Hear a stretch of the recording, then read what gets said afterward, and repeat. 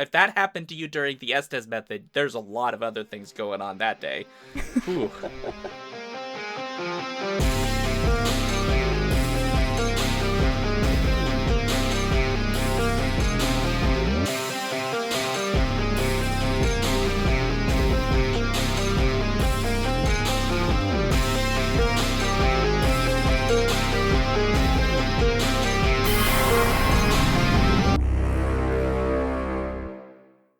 Welcome to the Skiffy and Fanty Show's Screen Scouts. He says that a chimera can take the form of a tin can. Okay, I'm Sean. I'm Brandon. I'm Iori. And on today's show, we will discuss 2019's Hellier, a paranormal documentary series directed by Carl Pfeiffer and featuring Greg Newkirk, Dana Newkirk, and Connor Randall, at least for season 1. Other people show up later. The series is available on Amazon Prime and YouTube, so you can watch one or both seasons if you so like. We will be talking about season 1, although I imagine season 2 will at least come up in conversation. Just a little bit, yes. But before we do that, a friendly reminder that we want to hear from you. So, please share your comments with us about this and past episodes at skiffyandfanty.com/listener suggestions. We are still hoping to put together a listener mailbag episode with your thoughts, questions, and topic suggestions and more. So, please, reach out to us. We want to hear from you. Please. Do it or else. Or else what? I don't know. I'll go to a small Kentucky town and harass the locals. I don't know. I mean, apparently it's very lucrative. So, I think we should start by talking about where we stand on the occult and the paranormal, because I know all three of us come from pretty different cultural backgrounds. I will start by saying that I actively practice Shinto. I part-time as a Miko. I used to read tarot on a 1-900 line. I have done house clearings, let's call them that, because exorcism sounds really dramatic. Mm-hmm. So, it really does, doesn't it? I live in an animist universe, and I am at peace with that. So for me, it's not a do I believe in ghosts thing. I think do I believe in ghosts is a really stupid question, on par with saying, do you believe in the dentist? I don't believe in my dentist, but my dentist certainly exists independent of my belief. That's fair. Fair enough. Brandon, what about you? I just think that the question, do you believe in ghosts, is a question wrongly asked. I do not think, for the most part, that I believe the interactions that people believe are proof of interactions with the supernatural are always universally experienced. But I also think that it doesn't matter, and I think that a lot of the time, like, having those kinds of discussions, like, has the potential to run up against the comfort of interacting with people for whom that belief is very sacred to them. And in much the same way that I'm not going to get in a fight with a random Christian about the fact that I have questions about the historicity of Jesus Christ, I'm not just going to walk up to a person who believes in ghosts and say, but I think ghosts aren't real. And it's like, it doesn't factor into my normal engagement in that way. With that being said, as a reader and a writer of science fiction and fantasy, my primary concern, both in presenting those narratives and, like, interpreting them personally, is essentially, what is your methodology? What assumptions are you making about the world and about other people and other kinds of beliefs in that world? And how are you attempting to, like, make that understandable for other people? Because that kind of supernatural belief in one space is not exactly the same as it is in other places, and people often conflate those things or make assumptions about what those things mean, and especially assumptions about whether a thing is purely good or purely evil instead of purely existing. And that tends to bother me more than whether a ghost is really there, which mildly factors into our discussion, but not so much in season 1 as in more of season 2. Well, then it comes to me, and on the subject of belief, I would say that I don't believe in any of these things in the sense that I'm not convinced that they exist, but I don't hold the view that they cannot exist. I mean, with exceptions perhaps to some specific claims that maybe just are outright impossible. So I don't take the view that I cannot be convinced otherwise. I would just take the view that I really need something quite substantial to get me to the point of believing that it is there, which could be personal experience, which I have never had despite occasionally going into abandoned houses and thinking that I had seen ghosts, even though it was just really us being dorky children. We didn't see anything, actually. We just, like, scared each other and then ran out of the house, which is a thing kids do. Mm-hmm. I think, unless there's any objections, I will just quickly summarize the basic premise of Hellier. Mm-hmm. Yes, go for it. Oh, wait, hang on. I want to contextualize this for the listeners. So I originally pitched this idea to Brandon and Sean as I want to look at Hellier from the perspective of a documentary and examine the storytelling, because I think how we tell a story while we are actively involving ourselves in the story changes the shape of how we tell it. And that is, to me, what's most compelling about Hellier. What are the considerations that go into documenting an unfolding story that you are part of? Sorry, something apparently just went bump in my house. Goblins. It might be goblins. It's literally my brother It's the probably cat. dropping something. So it was your brother then? No goblins, one well, star. look, to be clear, I'm guessing it's my brother because that's the most likely answer to what I just heard. But I suppose it is possible that there are hobgoblins in Bemidji, Minnesota. I think that's unlikely. Are you on top of a cave system? I don't think so, but I also haven't investigated this, so I won't make a definitive statement about what is true on this particular case, because I simply don't know. Maybe there are secret caves underneath my house. Mm-hmm. But also, Noted. you have a cat, and half the point of having a cat is to have something to blame all the bumps in the night on. Yeah. Well, precisely. Okay, let's get to Hellier. Yes. So, the basic premise of Hellier is that the Newkirks, and then eventually their friend Randall, they get a mysterious email which suggests that in this small town of Hellier, Kentucky, that there are these strange, sort of cave-dwelling, goblin-like aliens that have been visiting and terrorizing this man's family by coming out of the caves at night and, making sounds and, banging on the windows and all that kind of thing, scaring the bejesus out of his family. Understandably, a very alarming story.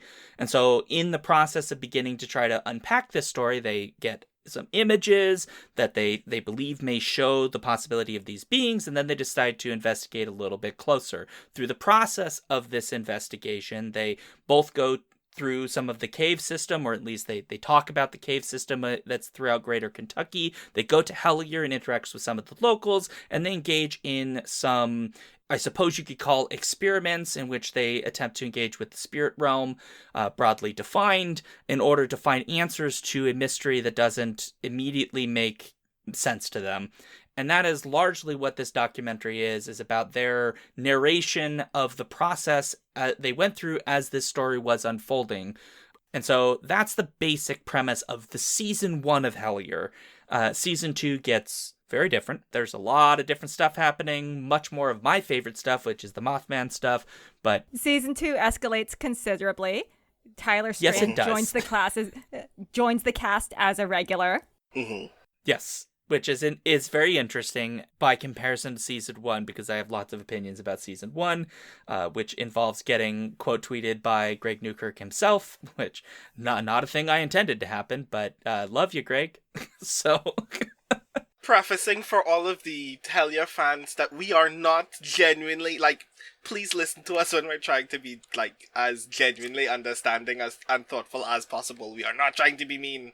We think the thing is cool. Please don't hate us. I don't know. I think the story that is there is really cool. I don't know if I would say that I think Hellier season 1 is cool. I have some serious issues with the way that this story is framed that I found really bothersome. So, with my documentary watching hat on, I do want to say first off that I really appreciate how the vast majority of occult and paranormal shows really like to manufacture jump scares, and Hellier Yeah. did not go in for that, which, when you are dealing with this kind of subject matter, there is such a temptation to hype up the drama levels. And the way Hellier deliberately refused to engage in that was just a goddamn balm to my soul. I will say, personally, also from, a film studies dropout perspective, I do find it, again, very, valuable that this is a documentary that is not attempting to create drama for the purposes of keeping me attached.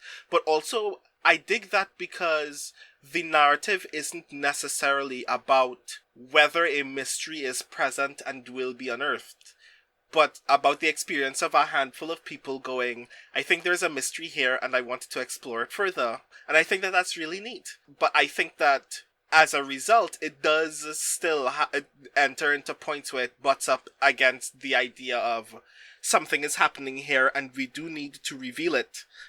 And I feel often that they do not physically commit to the act of that revelation, at least in season 1 as compared to season 2. Yeah, I guess I would say two things here. I agree with you, Brandon, that season 1 for me has two problems. One is my slight disagreement, which is that while I agree that it doesn't do the stuff that you sometimes see in much more manufactured paranormal shows where they really want to heighten the drama by did you hear the sound? And they really amp it up a lot. I still think that there is a lot of dramatic framing going on here that I found grating at times because things were being made to seem much more significant than, to me, felt justified by what has been presented in the investigation, which leads me to Brandon's other issue, which is, I don't know if you meant to use the word physically because you meant literally physically, but I really wish that they had committed to an actual physical investigation of the actual claim that was being made, which they do not do in any way that I would consider substantial in season 1, which to me became an endless frustration going through each episode because every time someone has made what is broadly a naturalistic claim, there are some sort of physical entity that is living in a physical space, that is interacting in a physical way with physical beings, they don't ever stop to say, well, let's go investigate the place where we would find these physical entities doing physical stuff. They immediately jump from that to, let's do spiritual investigation. But to me, it felt like they often did that because they felt that they had, quote-unquote, run into a dead end, which is a framing that they use a number of times. But to me, you could only justify treating that as a dead-end response if you'd actually done some of the initial legwork to determine that the physical phenomenon could not be reasonably justified, that there may have been some other phenomenon going on. Mm-hmm. In the team's defense, though, I think their ability to physically investigate the phenomena was limited by the fact that they didn't get there fast enough. They don't have the house where this happened. I understand the reasons that they could not drop everything to go to this house. There have been plenty of things where I have just had to skip out on checking out something I would have wanted to entirely because it was not feasible for me to make that long of a drive or something. But essentially, because they never had the address or coordinates of the actual property supposedly belonging to David Christie, because they are investigating this several years after they received those original emails, there is limited physical evidence that they could gather about that initial case. And I think that contributes to why they had to scale up and kind of pull back and widen the scope of the investigation to be the whole town and incorporate other phenomena. I agree to a point. I recognize that limitation. What for me became an issue from that is because it is a thing that they talk about, right? That they gotten this weird email and they just kind of sat on it for a while and they did some book research, right? They kind of did all this stuff and then eventually they get more emails and they got this weird thing from Terry Rist, who may or may not be Greenfield, who's talked about in season 2, blah, blah, blah. But there are a couple moments where they talk about this wider presentation of this physical phenomenon that they're initially brought in, right? Because there's this massive cave system that exists in the greater Kentucky area, and there have been sightings all over that cave system. And they even talk to some people who tell them of very recent examples, such as the one time there's a fellow who may or may not be trustworthy telling them there was a cave with baby noises coming out of it, among other sounds. And to me, it would seem the logical course to say, well, let's actually do some investigations of these caves and these cave systems and where these sightings are occurring and try to map them out and show, like, this is not one town. It's not just one sighting in one town. It's all over this network. And that this now gives us something that is a bedrock for us to investigate. I would have loved to see that. Yes, as the Terry Wrist email says, Hellier was just a symptom. Right. Yeah. I mean, Terry Wrist, whoever the Terry Wrist actually is a fascinating fellow who clearly knows how to push some buttons. Mm-hmm. To me, though, that was like the central problem for me throughout, that I got really frustrated trying to, like, I honestly was like, go into a cave, please. Like, what's the deal with these weird caves? Enter a singular cave. Because, like, a lot of it for me is also, if you are attempting to experience a falsifiable phenomenon, then there is value in being present and being able to say, at least something was inconclusive. And I feel like they didn't have a lot of opportunities to lean into, not just the capacity to discover whether there were physical objects that they could possibly discover that would also be interesting, whether they were immediately conclusive or not.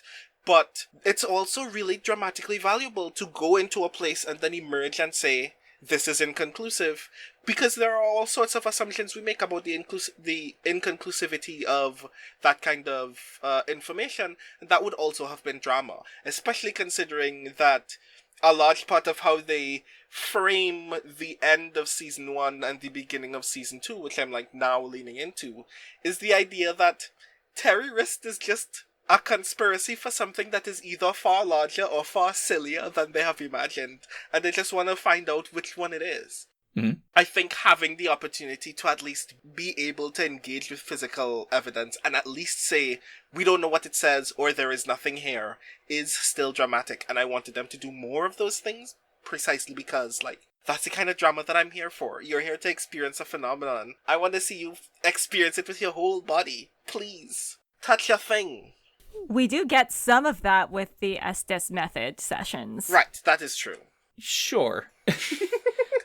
I found those very difficult to take, but I understand why they used them, because for Connor Randall in particular, that is a method that he loves to pioneer because it's something that's deeply important to him. I get why they were doing it.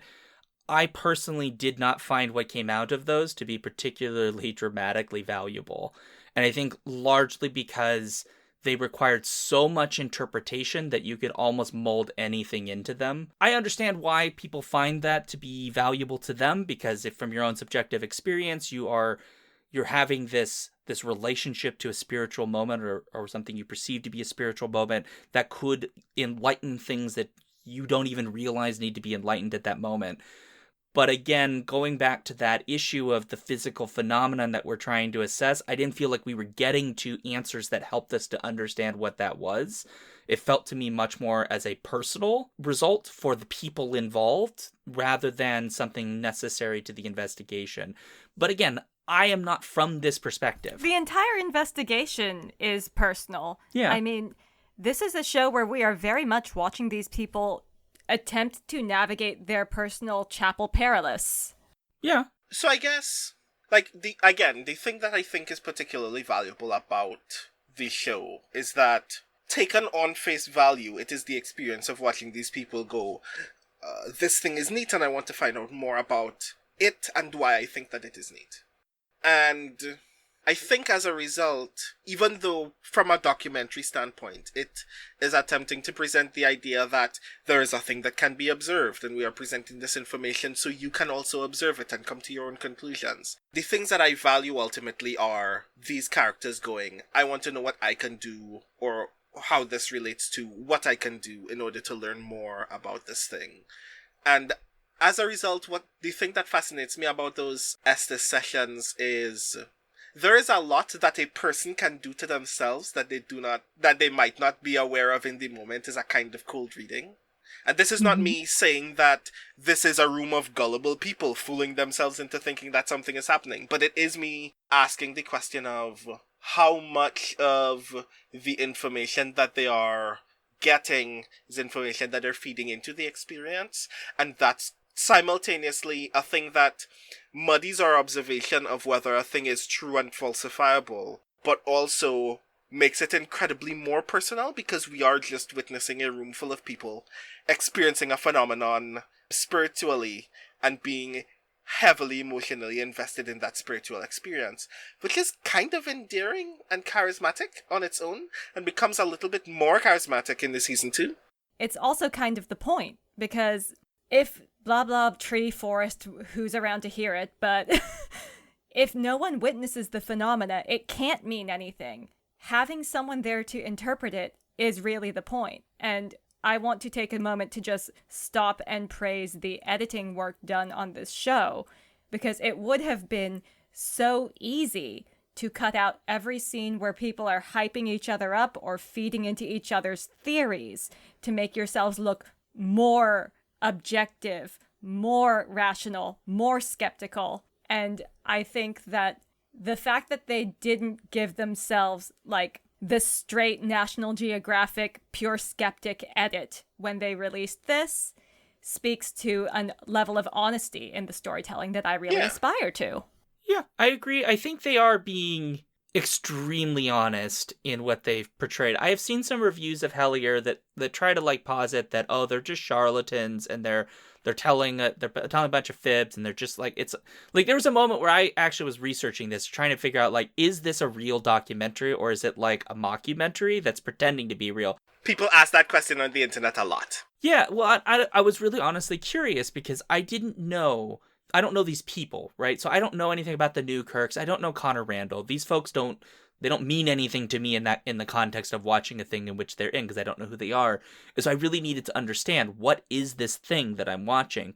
And I've seen all these reviews of people positing that they're not sincere. It's all like, fakery and all of this stuff. And I mean, I don't know these people, so maybe they're insincere, but I don't buy that from what's framed here. To me, their personal connections to their own ideas about the paranormal are genuine. The way in which the Estes method in particular seems to have very clear on-screen emotional significance, especially to Connor, who becomes the vehicle that is being used in order to have these moments. Even when they're attempting to talk about the events that they experience, whatever you may personally think about those events, their reactions are fairly genuine. And part of that is because all the people involved in this production, they're like interviewing their friends. Like, they know each other, they hang out together. And so when they're having these interactions, there are moments when it's like, it's Greg Newkirk sitting down and talking to the camera. But it's like Connor behind the camera. And all of a sudden, Connor will butt in and they will suddenly have a conversation that isn't pure documentary structure. It's one that becomes much more of a personal interaction on a subject where they're sharing their personal, how they felt about what was happening to them, or what they saw was coming, or the surprises that showed up. To me, that I think is, to use the word that Brandon used, quite endearing and is very charismatic. It's kind of hard to watch this and not think these people feel like they genuinely care about this subject. If you come to that conclusion, I think that says a lot about your own personal biases, but to me it just seemed quite genuine in what I was getting from their reactions, even if I wasn't necessarily quote-unquote buying what I was seeing. It felt genuine nonetheless. Which I can't say it's all paranormal shows, because sometimes I've seen those shows and I'm like, oh, you're acting. This is not legit. Like, I think the moment when it kind of clicked for me that these are genuinely earnest people is that in another show, if some, like, seemingly bombastic paranormal phenomenon took place, that was manufactured or not, and they got the opportunity to witness it, in another show you'd see people try to frame it as skeptically as possible, so we get to develop a relationship with them as capable of being skeptical and capable of being thorough. But in Hellier, everybody has no issue being earnest to the point where there are moments when I've watched scenes in season 1 and went, are you just very gullible? And in another show, people would have edited that out because they don't want to be made to seem like fools. And as a result, I kind of went the other way and thought, even if you are like manufacturing this experience, like for yourself, there is a kind of honesty in the fact that you can be in a room full of people who are sharing an experience and want to share that experience with other people who might judge you very harshly for being potentially silly. And you've earned the trust of the people who have watched the show as a result. I think that's really cool. And to give them credit, they're doing something very difficult, because when you are engaging with this kind of phenomena, it really becomes about context. The right thing happening at the right time feels deeply meaningful, and even something very simple or plain, taken out of its correct context, can become scary. And that's something that's always very difficult to explain to other people. You know, I think this actually just comes back to a basic problem of being a person and trying to relate to other people. Yeah. Well, one thing that I think we should talk about just briefly, because if folks have not seen Hellier, they may not understand what the Estes method is. And so, because Yes. it is related to things you've probably seen, but is different. And I thought, Iori, you might want to tell us, what is the Estes method? Like, we all know, but go on, what is it? Okay, so please do not confuse this with the Estes operation, which is a transposition very of an different. ovary. Not remotely the same cat. If that Noted. happened to you during the Estes method, there's a lot of other things going on that day. Whew. So, noise canceling headphones on so that you are not receiving input from what is around you. Blindfolded. Hooked up to a radio scanner that is changing channels at high speed. You are not supposed to be receiving input from what is physically around you. Your only input is supposed to be the radio. Now, of course, we can't shut down touch and smell totally, which is too bad, but this produces effects similar to what you get. Have you ever done a sensory deprivation tank, either of you? I have, yeah. Not an original thing, but I've attempted in my youth to manufacture the experience with not great success. Sean, tell me what that felt like for you. I gotta be honest, I didn't get a lot out of it. I mostly lost sense of time, because I think the session was supposed to be like 15 or 20 minutes, and I honestly thought I was in there for like 2 hours. And I got actually bored because I had a hard time just like not moving and just sitting there. So I like wrote a rap about my friend while I was in there because he made me do it with him. But that sense of time loss was like really jarring, which I guess is a pretty common feature of sensory deprivation. You did not get the colors or the sounds? Maybe that's a length of session thing, but... I mean, I could hear my own body's sounds, which is maybe oh, yeah, not that's what so gross. I hate Yeah. that part. But essentially, like, when I've done sensory deprivation tanks in the past, this may be my ADHD talking, but my brain becomes so desperate for input that it starts manufacturing input. Yeah, I didn't have that experience, but there's also a possibility of, like, I've only done one, and so that probably is affected by a singular experience of, like, not knowing what you're supposed to get out of it, and maybe being skeptical that it's going to do anything for you. What you come into a situation, the biases you bring in, are going to affect the experience you have of that thing. So perhaps I could have something like that by re-experiencing it with a different mindset of, like, I've done this. It's not as weird as I thought it was the first time. Mm-hmm. Perhaps. So essentially, the Estes method works a little bit like an Ovilus box does, but it uses the radio instead of EMF values. So because it's rapidly scanning the radio, you're not even getting whole words most of the time. You are getting half words and clips and phrases. And if you are having a good day, these things can add up to a meaning. It's like an alternative method of how you might engage with a spiritual entity of some kind, in which you could have, I don't know if conversation is the right word, but some sort of communication with some sort of spiritual presence. Full disclosure, I have tried it with friends, and you can perfectly easily get something that sounds and feels like a conversation out of it. Well, that's because creepy. The people asking the questions are outside that bubble of sensory deprivation, and the person in that bubble is just reading out whatever they are hearing, whatever they piece together out of that radio noise. And yeah, you do get stuff that sounds like you are responding to each other. And depending on the context of your situation, that can in fact be very valuable. I think one thing I would love to see with this method is having it set up in a way in which the person who is going into with, putting the blinders, etc. on, doesn't actually know what the context is. So when they're saying the things that they hear, there's no possibility that they can interpret for people what they're hearing. They're just saying words, and it's the people outside who are like, we know the context of what's happening here, and they would be the ones deriving the meaning from what's coming out. That, to me, I think would be really interesting to see. They don't do that here, but because there's an intentionality to why they're using this method, right? They're using it for a purpose, to which Connor Randall is a willing participant. But in season 2, they do use an even more wild version of the Ested method, where they add the god helmet thing in, which is like the magnets. Yeah, the magnets around the head.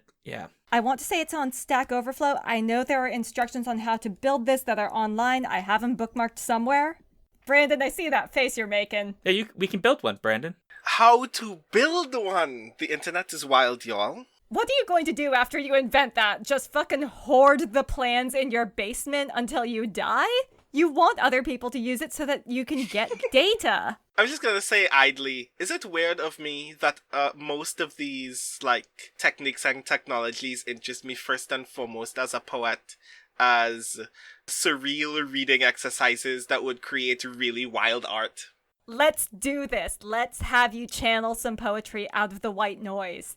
That would be amazing. I think that would be rad.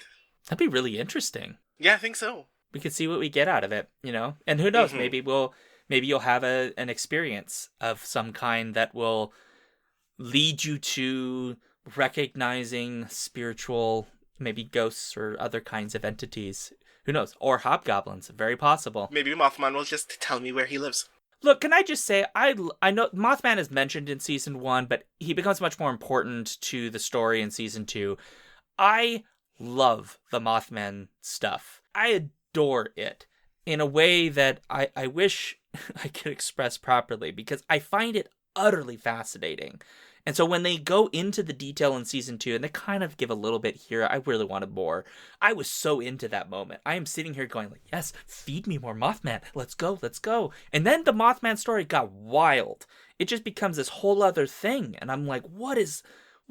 Because my first interaction with Mothman stories was the movie The Mothman Prophecies, which is the Mothman in that is much more, I don't know, malevolent's not the right word, but he's not your friend, but he's not your enemy either. He's just kind of like, when he's around, you're going to have a bad day. It's not going to be a great day for you in the movie. We really need to stop trying to apply human ideas of morality to other entities that exist with their own value systems. I will say that I also really, truly love the Mothman Prophecies, but I just want to say I really hate how John Keel talks about women. Oh yeah. Oh boy, why do you feel the pressing need to inform me that every woman you encounter is attractive? Is this a warning that aliens only zap hotties and I gotta be worried, or... It's one of those weird things where, the further back you go and you get, men in particular writing about things that aren't them, they objectify everything. Here's the thing that I think is important about how John Keel is telling this story, and linking this back to Hellier. John Keel is conscious of his place within the narrative and is actively framing himself as a noir protagonist as he tells this story. So this comes back to that question of, how do I tell a story that I am part of, right? How has media taught me to enact the archetype of the character I think I play in this story? So definitely every time I read the Mothman Prophecies, I wind up narrating it to myself in this super overwrought Humphrey Bogart voice, Dame had legs that went all the way to the floor. I mean, you're not wrong, and that's all over that, period, this 60s, 70s, even the 50s, the UFO stuff, where people insert themselves very hard into stories where they want to be the heroes. Part of the charm, the quote unquote charm of those older works is that the person who's writing about it is part of the investigation. He is central to the story, instead of as more non-autobiographical accounts of things that occurred, or even not ones in which one is not artificially inserting themselves into things they didn't actually experience. But it also brings up my favorite question ever, which is, are you actually the protagonist? Or are you an NPC who thinks you're the protagonist? Are you perhaps just the bard? It's very possible that a lot of people need to accept their role, that they are just the bard. They're just the person telling someone else's story. And this kind of, I think, gets to part of why maybe some people have much more problems with this in some ways, which is that this is, because it's such a personalized storytelling structure, there's I think a tendency to interpret that in a way that a lot of documentary filming is not intended to be interpreted, in which there is I think I watch a lot of serial killer documentaries because I'm weird.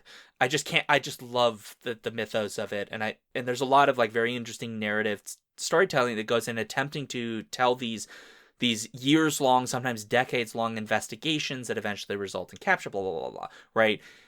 The really good ones, when they bring personalized story in, it's because those people's experiences of what was going on during the investigation, whether they were relatives of victims or victims themselves or the officers or whoever, they actually personalize those stories because how they felt matters to the story. Like, we're stressed out, or we're overwhelmed, or here's how I felt when we caught the guy. The ones that do it badly let people who didn't have personal emotional investment in the outcome of that story become part of those stories in ways that really cheapen the narratives of other people. And the example that I come up with a lot is actually the Night Stalker documentary, who was a serial killer in the Los Angeles area, and you can look it up on your own. But it's a very well shot documentary that's on Netflix. But the one thing I find infuriating is every time they bring in these journalists who really weren't involved in the case in any substantial way,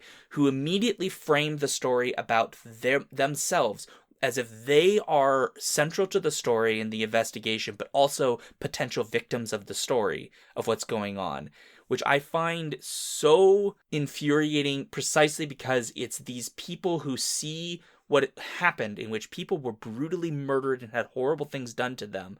They see it as a story that is about popularity, that is about, this is sensational, this is exciting. All the police officers, when you talk to the detectives in that, it's the opposite, right? When they share emotions that are laughter or happiness, it's because they're looking at ironies of things that happen. But mostly they're talking about the brutality of what was happening and the stress of what was happening because they were central to it. But they insert these other people who want to make it about how exciting this is, even though we're talking about people whose lives were completely destroyed, horrifically in some cases. And I think in this story, in Hellier, to bring it back, I mean, obviously we're not dealing with murders, and so that's not a part of this conversation. Well, I guess who knows what the Hobgoblins are actually up to. I guess there is a moment in season 2 where they talk about them pulling children into cave systems, and that's possibly there. But their personal experience is so central to this.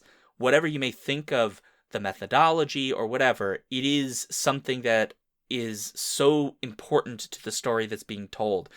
But because it's presented as honest, it doesn't get us to the point at which, if they are sensationalizing, it's only because for them they see deeper meaning in what they're experiencing. Whether you agree with it is a different question. But it's not, we are inserting ourselves in a way to make this thing bigger than it is. No, we are part of this thing. This is us. They are the detectives from the Night Stalker documentary, whereas a worse framing of this would be the really sycophantic journalists trying to insert themselves into a story that's not about them. They are not here because they want to crack the story of what's happening in Hellier. They're here because, ooh, this is neat, and I brought my friends to experience this thing and go on a trip. Yeah. We've spoken a lot about that kind of earnestness, but I think the reason why I think that that's also valuable in a documentary sense, as you say, is that it's very easy to assume that the work of a thing is to give us a conclusive answer about a thing. I think thematically, Hellier is much more concerned with the idea that sharing an experience is valuable, and we're here to tell the story of how valuable sharing an experience can be. And I think not only in the spiritual sense, but in a general sense, that as a documentary theme is actually very endearing in and of itself. because it means that the goal isn't about giving people an answer. It's about telling people how useful and interesting and fascinating and cool it is to be inspired enough to have that kind of journey. I think Brandon has hit on the thing that I really love best about Hellier, and it is the idea of sharing this experience as an end in itself, not necessarily as a stepping stone to anything else, because especially when you are engaging with the supernatural, I mean, closure is an illusion in all things, but particularly when you're engaging with the supernatural. I know it's human to crave closure, but 9 times out of 10, you're not going to get it out of anything. Not that breakup, not that job you were fired from, not your encounter with a goblin. And I love that we can be honest about that, because the human tendency to narrativize everything around us makes us chase after closure in some really unhealthy ways. I think it's very freeing to just accept, I had this experience. Maybe I'll never know what is behind it. I am open to future clues because it was cool as hell. But I have made my peace with not ever having a conclusive answer. The chase in itself has value. I think it's important to acknowledge that. Blah, blah, journey was the friends we made along the way. But you came into this journey with your friends. I think it's an interesting thing you bring up, Yori, the issue of closure, because when I was doing my live tweet thread about this that got quote tweeted by Greg Newkirk, one of the things that came up is some criticisms about like, oh, well, you're just going to be mad if you don't find goblins at the end, which I'm just going to tell you right now, season 1, you don't get any goblins. I've not seen the end of season 2, so maybe there are goblins at the end of that, but the internet tells me that's not true. I actually was fine with that, because one of the things that if you watch or read a lot of books about any kind of like the things that fit broadly into the paranormal umbrella, right? A lot of times the answers we get from those, even the ones that are the most compellingly naturalistic scientific answers, often are not answers that just fit into a tidy little box. And I actually am fine with that. I didn't need this story to give me goblins in caves.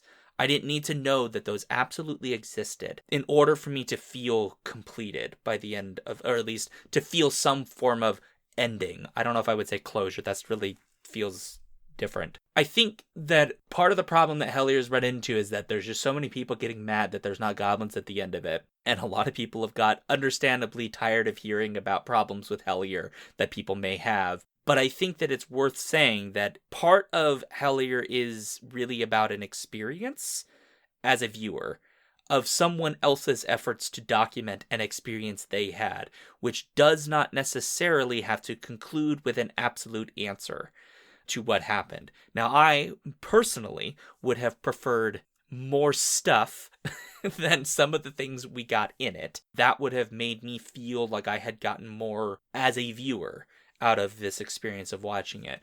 But the thing I didn't need was for them to absolutely confirm or deny whether or not goblins actually exist. To me, an exploration of an unusual phenomenon that gets into the depths of that phenomenon, that is compelling in and of itself, because the Earth is fucking weird. There is weird stuff that happens, people have odd experiences, and I actually want to understand those because that's part of the human experience.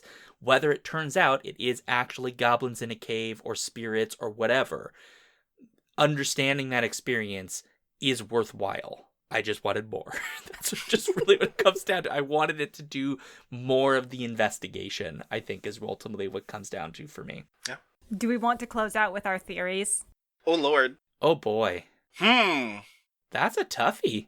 I'm going to say that I think Alan Greenfield is actually playing the roles of both himself, David Christie, and Terry Wrist. I think all the emails are Greenfield.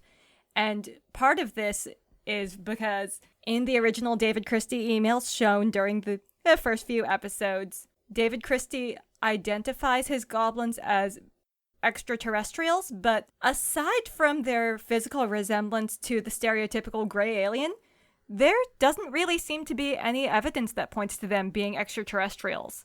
What planted that idea instead of, any of the other cryptids we could have chosen from here? I think that this is essentially Greenfield giving some other investigators the runaround to bring himself back into the public eye. Yeah, And I he believe has it. gotten a lot more speaking engagements after Hellier came out. I would say that my theory of this is I wasn't going to say something nearly as specific as that because I have not seen the end of season 2, so I've not actually had the experience of Greenfield. But to me, it seemed like the most likely outcome of this is that this is some form of hoax. And I don't know what it's like to be a paranormal investigator who gets roped into a hoax, but I know I would probably be pretty pissed off about that. And if what you're saying, Yori, is what ends up being true, that's even just more gross. Because, as we've said, these people seem fairly genuine about their interest in these things, and to give people the runaround is honestly insulting to other people who, if Greenfield is sincere, presumably he believes in some of these things. He thinks aliens are real. Or has he always been? Certainly this would destroy his credibility if he was actively engaging in hoaxes. I don't know. Like, yes, to me, I just think there's something going on here that is running some people down the wrong path. Or I suppose you could reinterpret that as running people down a path that was done for ways that were deceptive, but may have led them down something unintentional, which I suppose is possible too. I just think those original emails set up some hypotheses regarding whether or not these are aliens that immediately bias the investigation. Yeah. If I had seen the goblins, I don't think I would have gone to extraterrestrial as my first hypothesis, let's say. I mean, cultural context is a whole thing, though. Yeah. So the images we were shown of the goblins they're really impossible to truly discern what exactly they look like. They're very grainy, washed out images in the dark. I think if these were real sightings, the cultural context in which someone exists and what they ultimately look like would have an impact on whether or not you would see them as extraterrestrial or as potentially extraterrestrial. I don't know what these actually look like. Like, I know that the press photo of like the cover for the DVD like gives kind of a gray alien kind of looking thing. It looks like the aliens from Fire in the Sky. If you've ever seen that movie. I have not. Some people on the internet have seen it. They kind of look like that. But you're right that like your cultural context is going to bias you to a certain interpretation of what you've seen. Yeah, I would have thought it was like a Zashkiwashi or something because that's the cultural context I am working from. It would have just been, okay, there's a few different types of small child yokai, which I could classify this as. Well then, what other possible... Oh my goodness, like I'm having a moment where I'm just like, what if it's also something we don't have an answer for? And it's some sort of secretive subterranean beings. I fully believe that there is a shitload of cryptids out there that we have not discovered yet, so... It's very possible. Or we have discovered them, but we have literally no reference for their shape or abilities, and therefore have just never described them because we don't know how to start. Some real color out of space shit. Brandon, do you have a theory? I guess we should get to that, given that I think Yori and I are on similar pages. There is a theory that immediately comes to mind, but that's like me thinking with my narrative brain and not my this is the information that has been presented to me brain. Because I haven't finished season 2, and a lot of those things are just like, everybody is like moving on their own information as well, so I'm not trying to form definitive assumptions about the work as a whole anyway. But I'm kind of in between both of you in that this is a hoax, and somebody deliberately attached to giving Alan Greenfield more personal promotion is responsible, but I didn't actually settle on the fact that it was Greenfield. I just thought someone in Canada was like, this would be funny, and I know that these people would do the thing, so I'll send them an email, so it will seem like I am important and have information that they must seek from me, and then never thought about it again. Is really what I thought, and that at the end of season 3 or season 4, they will get back to that point and go, oh, it really was a journey that was only important for the friends that we made along the way. Cool, I'm going home. Because I think that would also just be really funny and really sweet. And I'm really committed to that idea in my brain. But that's, again, because I haven't finished season 2. And that's also because you love friendship more than any other narrative theme. Right? The reason why I dig Hellier is because I do not care if these things are real. The entire thing could be just them having a personal, deep, spiritual experience among themselves, and that would actually be cooler to me than the idea that there are aliens. It's always hard for me to watch paranormal shows because of how much Monday morning quarterbacking I wind up doing about everyone's methods. I feel like a jerk for that, but I just want to say again how much I appreciate how they have edited the show and shot it with such honesty. Because again, it would have been so much easier to try and portray yourself as more skeptical to try and build up your credibility for the audience. They could have spun this narrative in their own favor a zillion times, and they didn't. And I appreciate the authenticity of it. I also just want to shout out that, like, Rashad Sizemore's camera work is very good. I mean, I see everyone praising Connor and Carl for that, but Rashad also deserves credit. Somehow, it seems like Rashad has been left out of a lot of the conversation around the technical aspects of Hellier. I will say that I agree with you that the visual design of the season one's got some sound problems, but whatever. But the visual, the shot compositions, etc. This is very well shot. Oh god, you just reminded me idly of a thing about season 1 that actually annoyed me, that I had no intention of mentioning because it's very minor, but it actually bugged me a lot. Which is that there are moments in the finale where they're describing, auditory hallucinations that they were having that are related to UFO phenomena that they claim to have gotten on the air. And you can see them provide subtitles for those things. I wasn't hearing them. I don't know if that was me just being very cruel or obtuse to the work. I was really trying. But I really felt like if you wanted me to notice a thing, you should have audibly focused on the thing for me to notice it, and I didn't notice it, and it made me feel very weird. Part of that might be the sound design. There are moments in the season when they amplify sounds or sounds they say that they've heard, but even those amplifications for me, some of them I could hear something, but some of them I just couldn't hear anything. It's possible that there is something caught, but they didn't amplify the sound enough so that you could actually hear it. Well, the other thing, though, is, and Sean, you will understand this because you edit this podcast, they're not always in situations where they have the capability in the field to do multi-track recording that would allow for them to blow up one of the sounds that way. You know how hard it is to isolate one sound when all your sounds are on the same track. So if they didn't have multi-tracks, it's possible that they may not have been able to capture them. Yeah. And I appreciate that they didn't try to manufacture it, too. Yeah, and who wants to go caving with that much equipment, right? Well, in a cave is already a nightmare because everything is amplified in a cave. This is in season 2, there's a moment when they go in the domes, and you can hear just on the mics that they've got, and they must be on better equipment even, that it's so echoey. Everything is amplified. That every motion, like a little key moves, and it's just. We have to give them credit for the fact that they were working in a place that is just audio poison. Mm-hmm. All right. Well, I think that's it. We got to close out. Is that what we're doing now? We're closing? Yeah, that seems fair. Yeah. As per usual, if you want to let us know what you think, if you have thoughts about Hellier or paranormal investigations or other kinds of things that have come up, please let us know. Or photos of goblins. I want your photos of goblins. Yes. I want your photos of footprints with dermal ridges. At me on Twitter. I love this stuff. Bring me photos of hobgoblins. I would love to see it. Go to skiffyandfanty.com/listener suggestions and let us know. You can also follow us at Skiffy and Fanty on Twitter and Instagram and get the newsletter at skiffyandfanty.com/newsletter. And if you like what we do, please support us by going to patreon.com/skiffyandfanty. And if you like, you can give us a 5-star review on iTunes, although apparently now we know for a fact it doesn't do anything other than make us feel good inside, so just do it for that reason, which seems like a good reason. As for me, you can find me at Sean Duke on Twitter, SeanDuke.net, Alphabet Streams on Twitch, and patreon.com/thejoyfactory.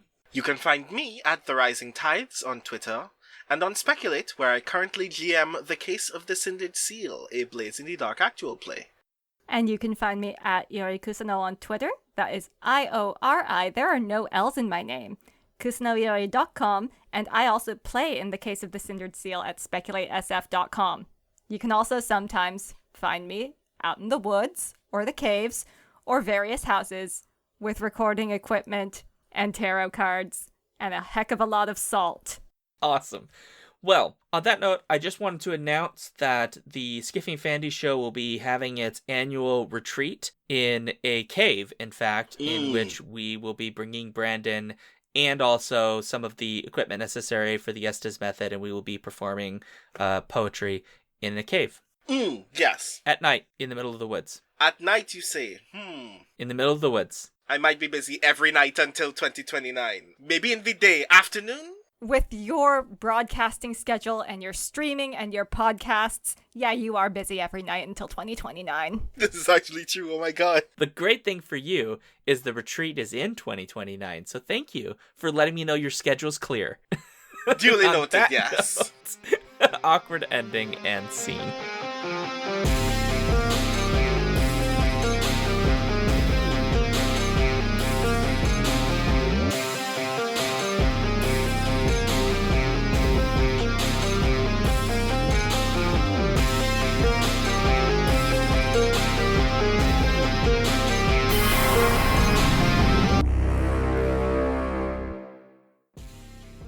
If you want to support this show, you can go to patreon.com/skiffyandfanty or skiffyandfanty.com, our website, where you can get access to all of our fancy things.